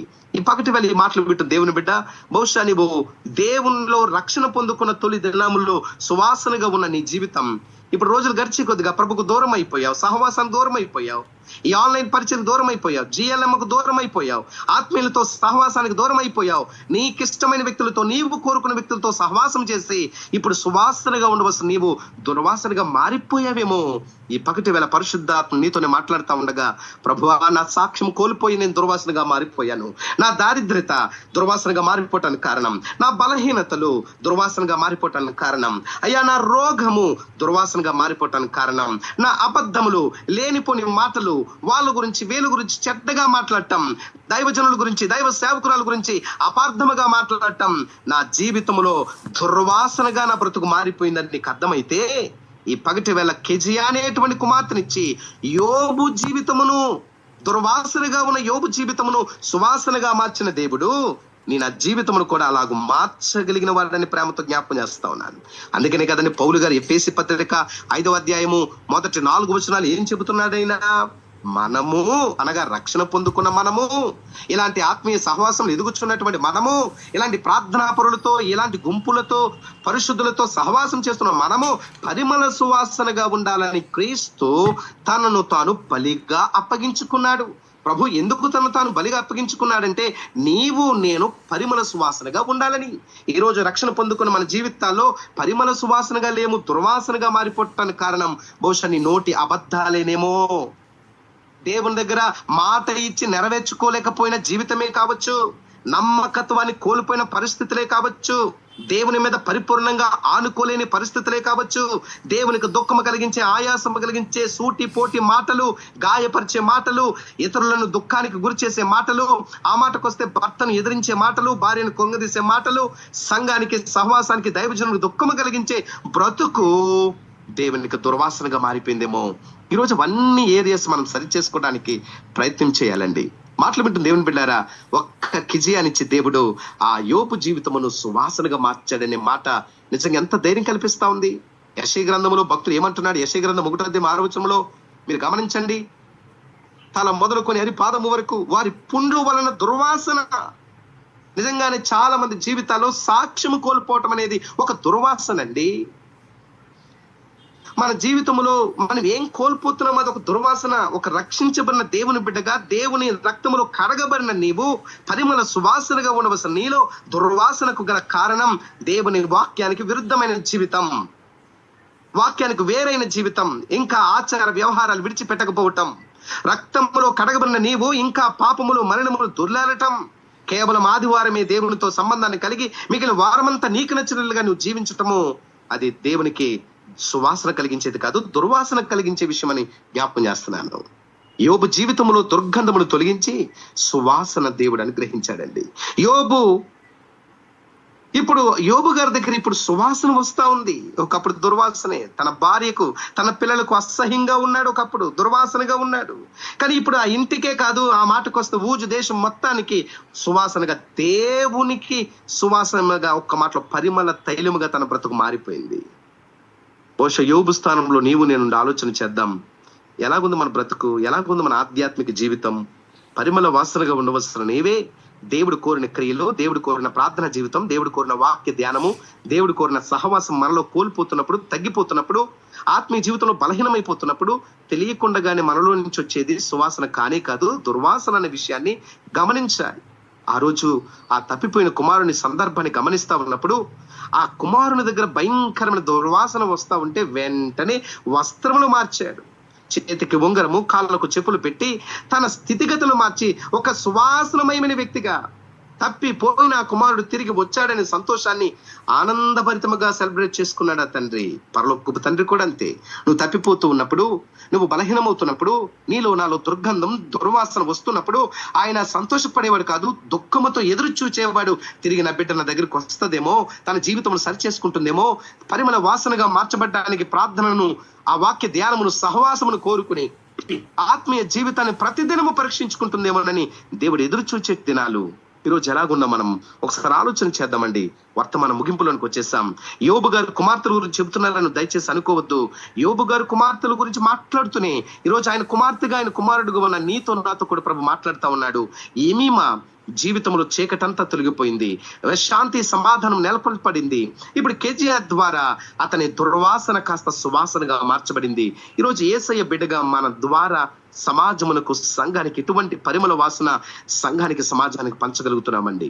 నా యేసయ్య నేను ఒక ప్రత్యేకమైన వ్యక్తిగా చూడడానికి ఇష్టపడతా ఉన్నా. అందుకని చూడండి, మన గ్రామాల్లో ఎంతో మంది గొప్పవారు ఉన్నా ఎవరికి లేని ధన్యత వేకుని లేచి ఆ తెల్లవారిని ఆ 5 గంటల సమయంలోని మొదటి గడియ ప్రభు పాదములు పట్టుకునే ధన్యత ఎంత అద్భుతం అండి. బహుశా పేరు ప్రఖ్యాతులు వేరే వేరే ప్రాకులాడుతూ ఉంటారు చాలా మంది. నేనేమంటాను చెప్పమంటారు, ఇలాంటి సహవాసంలో, ఇలాంటి ఆత్మీయులతో నీవు సహవాసం చేసే కొద్దిగా మరింత పరిమళ వాసనగా నీవు బలపరచబడతా ఉన్నావు. దేవుడు కోరే సుగంధ తైలముగా నీవు జీవితంలో మార్చబడే ధన్యత ఆయనతో సహవాసం చేసే వారికి దేవుడు ఇవ్వటానికి ఇష్టపడతా ఉన్నాడని. చివరిగా నేను మాట్లాడుతా ఉన్నాను. 42వ అధ్యాయము 14వ వచనంలో అతడు పెద్దదానికి ఏమీమా అనియో, 2వ దానికి కేజయ అనియో, 3వ దానికి కేరెం హపకు అని పేర్లు పెట్టినట్లుగా చూస్తున్నాం. ఇక 3వ పేరు అది కూడా ఏంటో ఒకసారి ఆలోచించేద్దాం. చూడండి ఒకసారి.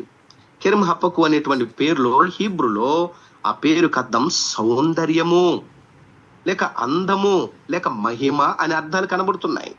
సౌందర్యము, అందం, మహిమ కేరెం హపకు అనేటువంటి మాటకు.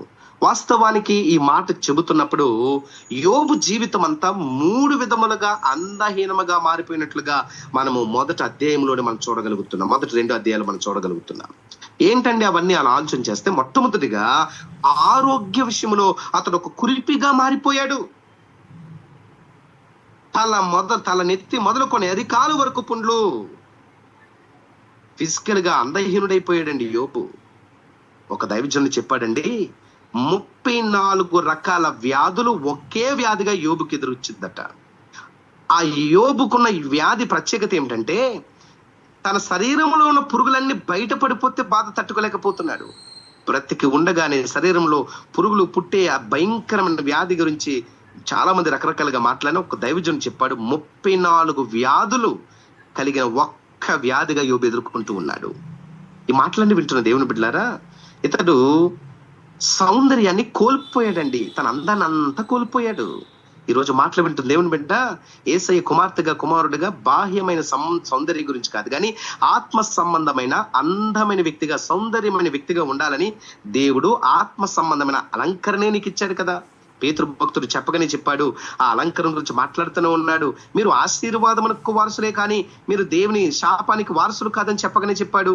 అక్కడ ఆ లిస్టులో మొదట మనం గమనిస్తా ఉంటే స్త్రీలు ఎలాగుండాలో, ఎలాంటి అలంకరణ కలిగి ఉండాలో, ఎలాంటి వస్త్రాలు కలిగి ఉండాలో, భర్తలకు ఎలాంటి విధేయత చూపాలో చెప్పగానే చెప్తా ఉన్నాడే. ఈ రోజు మాటలన్నీ వింటూ ఉన్నప్పుడు బాహ్య సంబంధమైన సౌందర్యమే కోరుకుంటున్నారు, కానీ ఈరోజు ఆత్మ సంబంధమైన సౌందర్యమును కోరుకునే విషయంలో ఎక్కడో లోపం కలిగి ఉన్నావు. ఇప్పుడు యోబు జీవితాన్ని మీరు గమనించగలిగితే అతడు ఒక అందమైన వాడే, కానీ వాస్తవికంగా తన జీవితంలో ఆరోగ్య విషయంలో అందహీనుడైపోయాడు, కురిపిగా మారిపోయాడు. తల మొదలుకొని అరికాళ్ళ వరకు పుండ్లు, ఫిజికల్ గా అందహీనమైపోయాడు. యోబు గ్రంథం 2:7 ఆ మాట మనం చూస్తా ఉన్నాం. యోబు గ్రంథం 2:7 ఆ మాట మనం చూడగలుగుతున్నాం. దైవజనమ దేవుని బిడ్డలారా, సమయం చాలా వేగంగా వెళ్ళిపోతా ఉంది. ఒకసారి ఆలోచించండి. 7 నేను చదువుతా ఉన్నాను ఆ మాట. అరికాలు మొదలుకొని నడినెత్తు వరకు బాధగల కురుపులతో యోబును మొత్తెను. అతడు ఒళ్ళు గోకుకున్నటకై చిల్ల పెంకు తీసుకుని బూడిదలో కూర్చుండగా, ఎంత భయంకరమైన పరిస్థితి అండి. తన బ్రతుకులో ఆరోగ్య విషయంలో అందహీనుడైపోయాడు. ఇక రెండవదిగా మనం చూడగలిగితే కుటుంబ విషయంలో అందహీనుడైపోయాడండి. యోబు కుటుంబం అంతా చెల్లా చెదరైపోయింది. అసలు ఒక మాట అడుగుతున్నాను, ఒక్క బిడ్డను కోల్పోతేనే ఆ తల్లి వేదన, ఆ తల్లి దుఃఖం తట్టుకోలేము కదా. అటువంటి ఒక దినమందే 7 కుమారులు చనిపోయిన శవాలు, 3 కుమార్తెలు చనిపోయిన శవాలు కళ్ళ ఎదుట కనబడతా ఉంటే అసలు ఎలాగూ తట్టుకోగలిగి ఉన్నాడు? చిన్న చిన్న బాధలకే తట్టుకోలేకపోతా ఉన్నామమ్మా. చిన్న చిన్న బాధ, అబ్బాయి ఏదో అన్నాడని, అమ్మాయి ఏదో అన్నాడని, వాళ్ళు ఏదో అన్నారని, వీళ్ళేదో అన్నారని కుమిలిపోయి ఏడ్చి గుండెలు బాధేసుకుంటా ఉన్నావు. కానీ అసలు యోబు గారి జీవితంలో ఒక్కరోజే తను చూస్తూ ఉండగా, తన భార్య చూస్తూ ఉండగా 10 మంది శవాలు ఆ ఎదురుగా కనబడతా ఉంటే నాకు సంతోషంగా ఆనందంగా ఉండగలుగుతాడు? ఒకసారి ఆలోచన చేయండి. 7 కుమారులు 3 కుమార్తెలు చనిపోయారు. కుటుంబం విషయంలో అందహీనుడైపోయాడండి. కుటుంబ విషయంలో కురిపిగా మారిపోయాడు. తన జీవితంలో కుటుంబం అంతా అందహీనమైపోయింది. ఒక్కసారి గుండె పగిలిపోయినట్లు అయిపోయిందండి. అప్పటి వరకు అన్నాచెరులు ఆనందంగా సంతోషంగా ప్రతిదినము విందు చేసుకుంటూ ఆనందంగా గడుపుతున్నాడు. ఒకవేళ వారు విందు చేసుకుని దేవుని దుఃఖకరంగా వారి బ్రతుకుల్లో, మాటల్లో గాని, చూపుల్లో గాని, నడకలో గాని, బ్రతుకులో గాని ఎక్కడైనా అపవిత్ర దొల్లుతుందేమోనని ముందు జాగ్రత్తగా తండ్రి కుమారుల నిమిత్తమై, కుమార్తె నిమిత్తమై అతను ఒక బలిగా ప్రతి దినము వేకువని లేచి బలి అర్పిస్తూ ఉండేవాడు. ఆ మాటకొస్తే మన జీవితాలు ఎంతమంది మన పిల్లల కోసం దేవునికి బలి అర్పణగా ప్రార్థన నైవేద్యాన్ని అర్పించగలుగుతున్నాం? ఎంతమంది మన బిడ్డల కొరకు ప్రార్థించే వరంగా, యజమానుడి కొరకు, కుటుంబం కొరకు, సంఘం కొరకు, మన పరిచర్య కొరకు, జీఎల్ఎం కొరకు ఎంతమంది మనం వేకువని లేచి ప్రార్థించగలిగే వారుగా ఉన్నాం? ఇక్కడ యోబు గారి భార్య గురించి పెద్దగా చెప్పలేదు, కానీ యోబు ఒక ప్రార్థనాపరుడుగా, కుటుంబ యజమానుడే ప్రార్థనాపరుడైతే ఆ కుటుంబ పరిస్థితులు ఎంత అద్భుతంగా ఉంటాయి. యోబు రెట్టింపు ఆశీర్వాదం కారణం యోబు కలిగి ఉన్న భక్తి జీవితం. ఈరోజు కేవలము జీలం పరిచర్యలో పాల్గొంటున్నాం. మనం ఎర్లీ మార్నింగ్ పరిచర్యలో 97-100 మంది పాల్గొంటున్నాం. కానీ మెన్ గ్రూప్ కి వచ్చేసరికి కేవలం 4 మాత్రమే, 3, 4, 5 మాత్రమే ఉంటా ఉన్నాం. నేను అంటాను, మరి మిగతా వారి సంగతి ఏం కావాలి? ఈ 96 మంది కూడా ఒక నిశ్చయం తీసుకుని, నిజమే నేను నా యజమానుడు కూడా ఈ పరిచర్య ద్వారా బలపరచబడాలి, ఆత్మీయ తల్లి ఉన్నది, మమ్మల్ని బలపరిచేవారు ఉన్నారు, మేము ముందుకు సాగాలని మన యజమానులు కూడా ఎందుకు ప్రోత్సహించలేకపోతున్నాం? యోబు తన బిడ్డల పట్ల కలిగిన బాధ్యత ఈరోజు ప్రతి పేరెంట్, ప్రతి తండ్రి, ప్రతి తల్లి కలిగి ఉంటే అసలు మన కుటుంబాలు పరలోకపు కుటుంబాలకు ఎందుకు మారలేవండి? నా మాటలు వింటున్న దైవజనమ కొంచెం బాధపడవద్దు. ఈ మాట చెబుతున్నందుకు. ఎందుకని మన యజమానులు ఇంతగా దేవునిలో మరింత ముందుకు రాలేకపోతా ఉన్నారు? బహుశా నువ్వు ఇలాగ చెప్పవచ్చు, నా ఇంట్లో నేను ఒక్కదాన్ని రక్షించబడ్డానండి, నా ఇంట్లో నేను మాత్రమే ప్రభుని తెలుసుకున్నాను, ఇంకా నా ఇంటి వారు తెలుసుకోలేకపోయారు. బహుశా నీ ప్రవర్తనను బట్టి, నీ ప్రార్థనను బట్టి, నీ విధేయతను బట్టి, నువ్వు నడుచుకునే తీరును బట్టి నీ ఇంటి వారిని ఎలాగైనా నువ్వు రాబట్టుకోగలుగుతావు. నీ ప్రవర్తన పూర్తిగా వారిని మార్చగలిగే ఒక దినం దేవుడు సిద్ధపరుస్తా ఉన్నాను. కానీ గమనించండి, యోబు జీవితంలో అందహీనముగా మారిపోవటానికి గల కారణం రెండవదిగా, ఏదైతే నా కుటుంబమే నాకు అందం అనుకున్నాడో ఆ కుటుంబమే చాలా చెదరైపోయింది. 12 మంది, డజన్ మందిగా ఉండే కుటుంబం కాస్త 2 అయిపోయారు. 10 మందిని చూస్తూ ఉండగానే కోల్పోయినప్పుడు యోబు అందహీనుడిగా మారలేదంటారా? మన శరీరంలో ఏదైనా ఒక అవయవము బలహీనమైతే నువ్వు అందంగా ఎలా ఉండగలుగుతావు? శరీరంలో ఏ ఒక్క శరీరపు అవయవము బలహీనంగా ఉన్నా దాని ఎఫెక్ట్ శరీరం అంతటి మీద పడుతా ఉంది కదా. ఈరోజు బహుశా నువ్వు ఆత్మీయంగా నువ్వు బలపడుతున్నావు, ఆత్మీయంగా నువ్వు దేవుళ్ళు ఎదుగుతున్నావు. సరే, మరి నీ యజమానుడి సంగతి, నీ కుమారుడు కుమార్తె సంగతి, అత్తయ్య మావయ్య గారి సంగతి, అమ్మ నాన్న సంగతి ఏం కావాలి? ఒకవేళ ప్రభు రాకట సమీపంగా ఉండి, ఒకవేళ నువ్వు వాక్యం వింటూ ఉన్నప్పుడే, పరిచర్యలో పాల్గొంటున్నప్పుడే వచ్చేస్తే నీవు మాత్రమే వెళ్ళిపోతావు ఆయన సన్నిధికి. మరి నీ ఇంటి వారిని, మరి వారి సంగతి ఏం కావాలి? ఆలోచించిన యోబు గారి ప్రత్యేకత ఏమిటంటే, తన బిడ్డల కొరకు, తన కుమారుల కొరకు, తన భార్య కొరకు, తన కొరకు తాను దేవుని దగ్గర వేకువనే కనిపెట్టే అనుభవం కలిగిన వాడు. వేకువనే మొదటి సమయాన్ని ప్రభు దగ్గర గడపటంలో యోబు గారు ఒక బెస్ట్ ఫాదర్ గా మనం చూడగలుగుతా ఉన్నాం. ఈరోజు నా ఆశ ఏమిటో చెప్పమంటారా? మన ప్రతి ఫాదర్ అలాంటి ఆత్మీయతలో ఉండగలిగితే, మన పరిచర్యలో వారు కూడా పాలుపంపులు పొందితే ఎంత ఆశీర్వాదం అండి. యెహోషువ వలె మనం ఎప్పుడు చెప్పగలుగుతాం, నేను నా ఇంటి వారు యెహోవాని సేవించగలుగుతామని? ఎన్ని సంవత్సరాలు పట్టొచ్చు బహుశా ఈ మాట చెప్పడానికి? సవాలుతో కూడిన మాటే కదా. ఈ రోజు రక్షించబడ్డం మంచిదే, ఆత్మీయంగా పాల్గొంటున్నాం, ఎంతమందిని మనం ప్రభావితం చేయగలుగుతున్నాం? అపవాది తన కుమారులు ఎంత వేగంగా డ్యూటీ చేస్తా ఉన్నారు, ఏదో ఒక అడ్డు చెప్పి ఆపివేస్తా ఉన్నారు. కానీ ప్రభు బిడ్డలుగా మనమేం చేయగలుగుతున్నామండి? ఎంతమందిని ప్రభావితం చేయగలుగుతున్నాం? ఈ గ్రూప్కి ఎంతమందిని పరిచయం చేయగలుగుతున్నాం? ఆత్మీయురాలు దైవజనరాలు మనకు ఉన్నప్పుడు వారి సేవలు ఎంతగా మనం ఉపయోగించుకోగలుగుతున్నాం ఒకసారి ఆలోచన చేయండి. వారికి కుటుంబాలు ఉన్నాయి, వారికి బిడ్డలు, సంసారం ఎన్నో ఉన్నప్పటికీ కేవలం నిన్ను నన్ను బలపరచాలని వారివన్నీ ప్రక్కన పెట్టుకుని, ఆరోగ్యాలు కూడా ప్రక్కన పెట్టి, వారికి ఉన్న పరిస్థితులు అన్ని ప్రక్కన పెట్టి మన కొరకు ఎంత తపన పడుతా ఉన్నప్పుడు మనము చేయవలసిన కొన్ని పనులు మనం చేయాల్సి ఉన్నది కదా. దైవజనమా, దయచేసి మాటలు మీరు ఆలకించండి. యోబు జీవితంలో ఆరోగ్య విషయంలో అందహీనుడైపోయాడు, కుటుంబ విషయంలో అందహీనుడైపోయాడు, మూడవదిగా ఆర్థిక విషయంలో కూడా అందహీనుడైపోయాడండి. యోబు యొక్క పని, యోబు యొక్క మనీ రెండూ కూడా అందహీనమైపోయాయి. అతను రెండు కోల్పోయాడు. తనకున్న వ్యాపారం ఆర్థికంగా, సామాజికంగా, ఆర్థిక కురిపిగా అందహీనంగా మారిపోయాడు. అందుకే మూడవ కుమార్తెకు సౌందర్యము అని అర్థం ఇచ్చే ఒక పేరు పెట్టుకున్నట్లుగా మనం చూస్తా ఉన్నాం. దైవజనమా, దేవుని బిడ్డలారా, ఈ మాటలు మనం ఎన్నోసార్లు విని ఉండవచ్చు. కానీ పరిశుద్ధాత్ముడు నేర్పాలనుకున్న కొన్ని మాటలు, చెప్పాలనుకున్న కొన్ని మాటల ద్వారా ఈరోజు నువ్వు ఆధ్యాత్మిక సౌందర్యం కలిగి ఉండాలి. ఈరోజు ఆ సౌందర్యం కోల్పోవటానికి కారణం ఏమైందో ఒకసారి ఆలోచించండి. దేవునికి కనబడవలసిన అందం ఎవరికి? ఇప్పుడు ఒక మాట చెప్పమంటారా? ఎస్తేరు గ్రంథంలో మీరు చూడగలిగితే, రాజైన అహష్వేరోషు కళ్ళ ఎదుట కనబడాలి. ఆ రాజు మనసు గెలుచుకోవాలంటే సంవత్సరపు కాలం సిద్ధపాటు అవసరం. ఆ సంవత్సర కాలంలో 6 నెలలు గోపరస తైలములతోనూ ఇంకొక 6 నెలలు సుగంధ ద్రవ్యములతో ఆమెను అలంకరించాలి. హేగే అనే ఒక వ్యక్తి ఆమెను ఎంతగా అలంకరించాడంటే, హేగే రాజుకు సన్నిహితుడు. ఒకవేళ రాజు దేవాతి దేవుడైతే, హేగే పరిశుద్ధాత్ముడైతే, పరిశుద్ధాత్ముని ప్రత్యేకత సంఘముగా ఉన్న నిన్ను నన్ను యేసేకి ఎలా ఇష్టంగా ఉంటావో, ఎలా ఇష్టపడతాడో ఆయన కోరుకున్నట్లుగా నిన్ను నన్ను సిద్ధపరచటమే.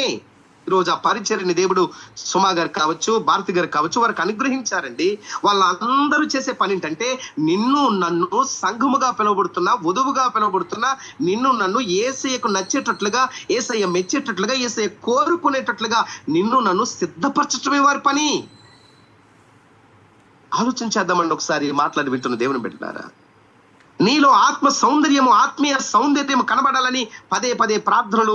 ఈ సహవాసం దేని కొరకంటే నీవు ఆయనకు నచ్చేటట్లుగా, ఆయన మెచ్చే ఆ పోలికలోనికి మార్చబడాలనేది దేవుని ఉద్దేశం, దైవ సేవకురాలకి ఉద్దేశం. ఈరోజు నిజంగా దేవుని ఆత్మ సంబంధమైన ఆత్మీయతలో, ఆ ఆత్మీయ పోలికలోనికి మార్చబడ్డానికి మన వంతుగా మనం ఏమైనా ప్రయత్నం చేయగలుగుతున్నామా? కేవలం దీవెనల కొరకు మాత్రమే, మేలుల కొరకు మాత్రమే, అవసరాలు తీరే వరకు మాత్రమే వచ్చి ఆ తర్వాత గుడ్ నైట్, గుడ్ మార్నింగ్ అని చెప్పి వెళ్ళిపోయి అసలు కంటికే కనబడకుండా వెళ్ళిపోతున్నామా? లేదు లేదు లేదు, అలాగ ఉండకూడదండి. అది ఉద్దేశం కానే కాదు. మరి నిజంగా సేవా పరిచయం ప్రారంభించినప్పుడు కొద్ది మందితో మేము ప్రారంభించామని ఎప్పుడు భారతి గారు తెలియజేస్తా ఉంటారు. ఈ రోజు ఎన్ని వందల మందిగా మార్చబడ్డానికి కారణం ప్రభు ఆకర్షించకపోతే ఎవరి వలన సాధ్యం కాదండి. వాళ్ళ తపన, ఉద్దేశం మనల్ని యేసయ్య పోలికలోనికి, ఆయన కోరుకునే ఒక అందమైన పోలిక నీలో నాలో కనబడాలని ఒక తపన కలిగి ఉంటా ఉన్నారు వారు. యోబు తన కుమార్తెలకు ఆ పేర్లు పెట్టడంలో గల 3 ముఖ్య ఉద్దేశాలు మనం చూస్తూనే వచ్చాం. ఈరోజు నా మాటలు ముగిస్తూ ఒక మాట మిమ్మల్ని అడగాలని ఆశపడతా ఉన్నాను. ఈరోజు వాక్యం ఇట్టిన దేవుని బిడ్డలారా, కూలిపోయిన కుటుంబం, ఆర్థిక వ్యవస్థను, సామాజిక జీవితాన్ని 3 కుమార్తెలనిచ్చి తిరిగి అందంగా కట్టాడు దేవుడు. కోల్పోయిన ఆధ్యాత్మిక సౌందర్యాన్ని తిరిగి యోబుకు అనుగ్రహించాడు. యోబు జీవితం పట్ల అంత కనికరం, కృప చూపిన దేవుడు ఈ మాటలు వింటున్న నీ నా పట్ల కూడా తప్పక తన కనికరం చూపును గాక. అది జరగాలి అంటే మనం చేయవలసిన కొన్ని పనులు ఉన్నాయండి. ఈ రోజు ఎక్కడ ఆగిపోతున్నాం? ఎక్కడ బలహీనమైపోతున్నాం? మన కొరకు ఒక బలహీనరాలుగా మారిపోతా ఉంది సేవకురాలు.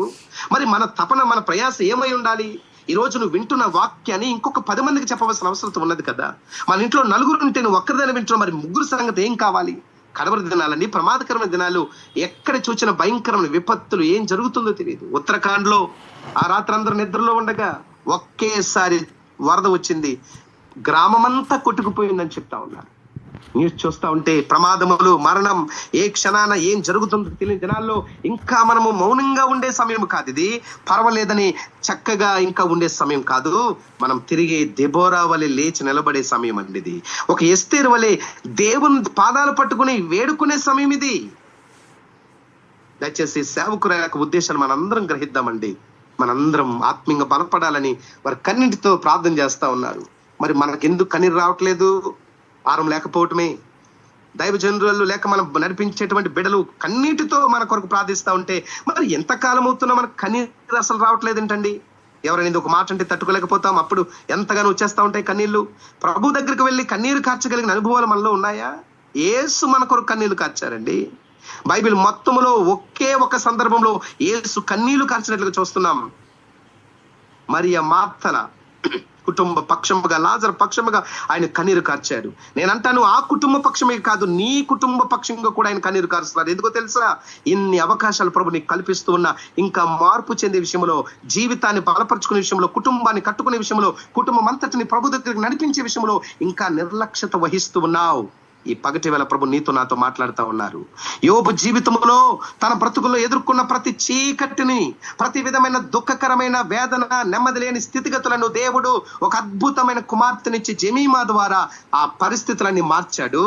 కిజి అనేటువంటి ఆ మాటకు మనం చూచాం సువాసన. తన దుర్వాసనను, తన ఆ భయంకరమైన దుర్గంధమును కూడా సువాసనగా మార్చి యేసుకి ఇష్టమైన వ్యక్తిగా మార్చబడినట్లుగా యోబు తన కుమార్తె ద్వారా, కిజి అనే కుమార్తె ద్వారా అతడు దాల్చిన చెక్క అనేటువంటి చక్కటి మాట కనబడతా ఉంది. ఎంత సువాసన అండి తన బ్రతుకు, తన జీవితం. ఈరోజు యోబు చివరిగా తన 3వ కుమార్తె ద్వారా, కేరిం హప్పకు అనేటువంటి మాట ద్వారా సౌందర్యం అనేటువంటి ఒక అర్థం మనం చూడగలుగుతున్నాం. అయితే ఈరోజు ఆ ఆధ్యాత్మిక సౌందర్యం మనలో కనబడతా ఉందా? ఎంతకాలం ఇంకా చీకట్లోనే, ఇంకా ఎంతకాలం ప్రభుకు దూరంగా, ఎంతకాలం సహవాసానికి వేరుగా, ఎంతకాలము ఈ లోకపు వ్యామోహాలు, ఈ లోకపు ఆలోచనలు, ఈ లోకపు ఆచార వ్యవహారాలు, ఇంకా అందులోనే ఎంతకాలం బ్రతుకుతాం? ప్రభు నిన్ను విడిపించాడు, ప్రత్యేకపరిచాడు, ప్రత్యేకమైన వ్యక్తిగా నేను చూస్తా ఉన్నాడు. ఈ రోజు నిన్ను బట్టి నీ కుటుంబాన్ని, నిన్ను బట్టి నీ గ్రామాన్ని ఎంత అద్భుతంగా మార్చాలనుకుంటున్నాడు. నేను ఎప్పుడు చెప్తానండి, ఓదారంగప్పుడు అమ్ముకునే వ్యాపారస్తురాలు ఆమె. వ్యాపారంలో కలిగిన నష్టాన్ని బట్టి దంగ్లీన్ అనే నది ఒడ్డున దైవజనుడు పౌలు గారు బోధిస్తున్నటువంటి వాక్యం కొరకు వెళ్ళి కూర్చుంది. హృదయం నిండా నెమ్మది, సమాధానం, హృదయం తెరవబడింది. వాక్యం లోపలికి వెళ్ళి కార్యం చేయగా తుయితేర పట్టణం అంతటికి లూదియా ఒక సువార్త పత్రికగా మారిపోయింది. నేను అడిగే ఒకే ఒక మాట ముగింపులో, తుయితేర పట్టణానికి ఒక లూదియా ఉంది, మరి నీ గ్రామానికి నువ్వు ఉన్నావా? సమరయ ప్రాంతంలో ఆ సమరయ స్త్రీ గురించి మాట్లాడుతూ, ఒకప్పుడు మేము ఇదిగో ఈమె మాటను బట్టి వచ్చాము కానీ ఇప్పుడు నిన్ను కల్లారా చూస్తా ఉన్నాం. ఇప్పుడు ఏం చెప్పాలని ఆశపడుతున్నాను, సమరయ పట్టణం అంతటిని ప్రభు పాదాల దగ్గర తీసుకొచ్చింది సమరయ స్త్రీ. పేరైతే లేదేమో కానీ ఆమె లైఫ్ ఇక్కడ కనబడతా ఉంది. సమరయ పట్టణానికి సమరయ స్త్రీ ఉన్నట్లుగా మరి నీ ప్రాంతానికి, నీ గ్రామానికి నువ్వు ఉన్నావా? అలాగే ఉన్నట్లయితే దేవుడు నీకు అప్పగించిన పరిచర్య ఏంటో గుర్తిస్తూ ప్రభు కొరకు కొన్ని ఆత్మలు సంపాదించే ఒక ప్రత్యేక భారాన్ని, బాధ్యతను కలిగి ఉందాం. మార్పు లేని యజమానుల కొరకు, మార్పు లేని బిడ్డల కొరకు మరింతగా కన్నీరు కారుద్దాం. అనవసరమైన విషయాలు ఏడ్చి నీ కన్నీటిని వృధా చేసుకోవడం కంటే ఏడవలసిన వ్యక్తి దగ్గర ఏడవగలిగితే, అసలు మనుషులు కాళ్ళ ఎదుట, మనుషులు వాళ్ళ దగ్గర వీళ్ళ దగ్గర ఏడ్చే గతి నా దేవుడు ఎప్పటికీ రానివ్వడు. తలలు వంచండి, కళ్ళు మూసుకునండి. ఒక చిన్న ప్రార్థన మనం చేసుకుని మన గృహాలకు వెళ్ళిపోదాం. ప్రియమైన పరిశుద్ధాత్ముడు నీకు వందనాలు. మేము నమ్ముతున్నాం తండ్రి, ప్రతి మాట ద్వారా మమ్మల్ని బలపరిచే దేవుడు నాయన. ఇక్కడ ఎవ్వరు గొప్ప కాదు, మేమందరం మీ పాదాల దగ్గర కూర్చొని నేర్చుకుంటున్న వారమే తండ్రి. నీకు స్తోత్రములు. జెమీమా అనేటువంటి మాట ద్వారా తన చీకటి బ్రతుకునంతటిని వెలుగుగా మార్చావు. ఏ ప్రభా, జెమీమా అనేటువంటి పావురం అనే మాట ద్వారా తన జీవితంలో అశాంతి, నెమ్మది, సుఖము లేని స్థితిగతులు అన్ని మార్చి తిరిగి తన జీవితాన్ని ఇదిగో నాయన శాంతి, నెమ్మది, సమాధానం జెమీమా ద్వారా ఇచ్చారు ప్రభువా. కిజి అనేటువంటి ఆ కుమార్తె ద్వారా సువాసనగా తన జీవితం, ఒకప్పుడు యోబు జీవితం అంతా దుర్గంధము, దుర్వాసనగా, వ్యసనముగా మారిపోయింది. అతని పట్ల ఏ మంచి కూడా కనబడలేని పరిస్థితి. ఈరోజు బహుశా మా జీవితంలో దుర్వాసనకు గల కారణం మా సాక్షి జీవితాన్ని, మా విశ్వాస జీవితాన్ని, ఆత్మీయ జీవితాన్ని మేము కోల్పోతున్నామేమో. దరిద్రత, బలహీనత, రోగపు దుర్వాసన కూర్తుందేమో. కిజి అని ఇచ్చి యోబు జీవితాన్ని సువాసనగా మార్చిన దైవమా, పరిమళ సువాసనగా ఉండాలని కోరుకుంటూ ఉండగా మేము ఇంకను ఎక్కడో ఆగిపోతా ఉన్నాం. మా ద్వారా పరిమళ వాసన లేదు. మా మాటల ద్వారా, మా చేతల ద్వారా, మా క్రియల ద్వారా, మా బ్రతుకు ద్వారా ఇంకను దుర్వాసనగానే ఉంటుందేమో. క్షమించమని వేడుకొనిచ్చు, సరిదిద్దుకునే కృప అవకాశం మాకు దయచేయమని వేడుకొనిచ్చు ప్రార్థిస్తా ఉన్నాం తండ్రి. నీకు స్తోత్రములు. కేరిం హప్పకు అనే 3వ కుమార్తె ద్వారా యోబు జీవితంలో 3 రకాలుగా అందహీనముగా మారిపోయాడు. ఆరోగ్య విషయంలో, కుటుంబ విషయంలో, ఆర్థిక విషయంలో. తిరిగి అతన్ని అందమైన వ్యక్తిగా, కూలిపోయిన కుటుంబాన్ని, కూలిపోయిన ఆర్థిక వ్యవస్థను, సామాజిక జీవితానికి ఈ 3 కుమార్తెలనిచ్చి తిరిగి అందంగా కట్టిన దైవమా మీకు స్తోత్రములు. కోల్పోయిన ఆధ్యాత్మిక సౌందర్యాన్ని తిరిగి యోబుకు అనుగ్రహించావు. రెట్టింపు ఆశీర్వాదాలు నింపు ప్రభు. కేవలము యోబు గారి గురించి మాత్రమే చెప్పారని అక్కడే ఆగిపోక, యోబు జీవితంలో మేము కూడా పాలిభాగస్తులం. ఈ రోజు ఆ వాక్యం ద్వారా నిజమే నేను ఎలాగున్నానో నాకు అర్థమైంది. నన్ను సరి చేసుకుంటాను ప్రభు, నీకు ఇష్టమైన బిడ్డగా మారిపోతానని ఒక తలంపు, ఒక ప్రేరేపణ, ఒక ప్రత్యేకమైనటువంటి తీర్మానము మీ బిడ్డలకు దయచేయమని వేడుకొనిచ్చు. నీ సేవకురాలు ఎంతో బలహీనంగా ఉన్నప్పటికీ ఈ పరిచర్ల పట్ల వారు కలిగి ఉన్న మక్కును బట్టి నీకు స్తోత్రములు. ఇంటిల్ల పాదం దీవించండి. నీ సేవకురాలకు పరిపూర్ణమైన ఆరోగ్యం దయచేయండి. యేసు నామములో శరీరమును ఏలుబడి చేసిన ప్రతి అంధకార క్రియలు యేసు నామములో విడుదల కలుగును గాక in the name of Jesus.